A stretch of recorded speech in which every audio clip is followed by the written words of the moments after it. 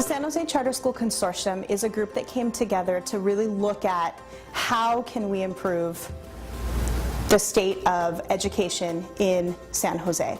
And the founding members are Downtown College Prep, KIPP Bay Area, ACE Charter School, Rocket Ship, and there's a grassroots organizing group called PACT, People Acting in Community Together, and the California Charter School Association. What all of these different organizations have done, and they're high quality, high performing organizations, they're coming together around one focus, and that really is around college readiness for kids.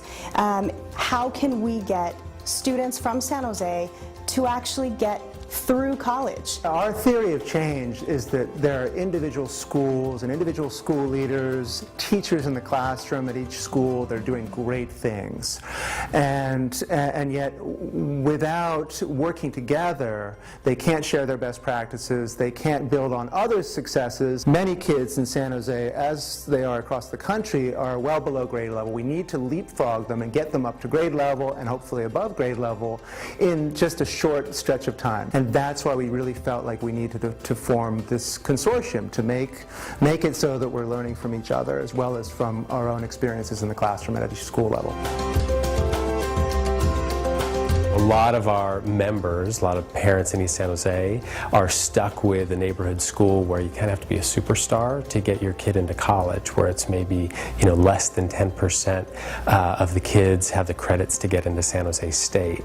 And our people believe that the numbers, those kinds of percentages in East San Jose ought to be what they are in the wealthiest parts of the valley, where it's a rare child who doesn't have the credits to get into a college or university. San Jose as a city has 120,000 kids in grades K through 12, of which 60,000 are both low income and below grade level in terms of their academic achievement. So if you think about 60,000 children who basically don't have a chance of going to college, the statistics are pretty clear. How can every student in San Jose have a high quality school to attend and have a high quality of education, so that 60,000 number of students who are performing below grade level does not exist anymore? We are going to go and create schools in all of those places where performance is lowest so that we can drive that performance up. Our thesis is that those children have the same abilities as kids who are in schools in Palo Alto or in Cupertino,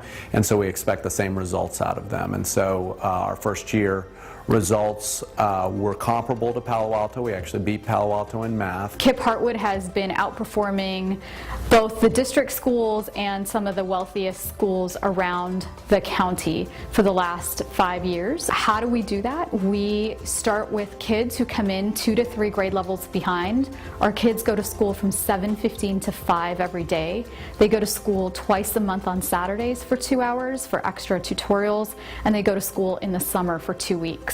That combination of teachers putting in everything that they can for every single child, and the longer hours, and giving the principal the real power to make decisions, both hiring decisions, budget decisions, and curriculum decisions, allows us to be successful with our students.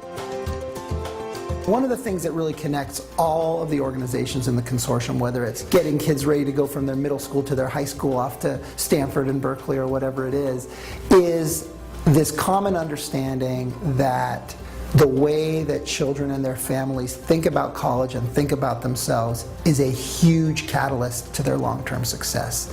And while when you go to Downtown College Prep, you're going to see a slightly different curriculum than when you go to Rocket Ship, and those differences exist all across the consortium, what never needs to be questioned, what never is open to question, is the crucial nature of building social capital, of building emotional capital in these kids that they can spend when things get tough. Because if you are a first generation to college kid from a impoverished neighborhood, you are not going to have an easy track. Even if you're a genius, you're not going to have an easy track. And so we build schools knowing that kids need that time and that training and that support in order to be able to make it all the way to and through college. For so many years we've all worked side by side, but we haven't worked together, and we've crossed paths, but this is a real opportunity for us to work together as teammates around the same problem with the same mission. The most powerful thing about the consortium is that each of its members bring a particular expertise in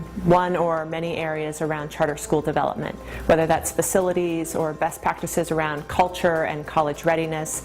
And the consortium gives us a forum to share those best practices and strategize around how we can leverage them to increase student achievement at all of our schools. So there's kind of strength in the collective voice of the members of this consortium and saying, you know, you can do better, you can improve your results too.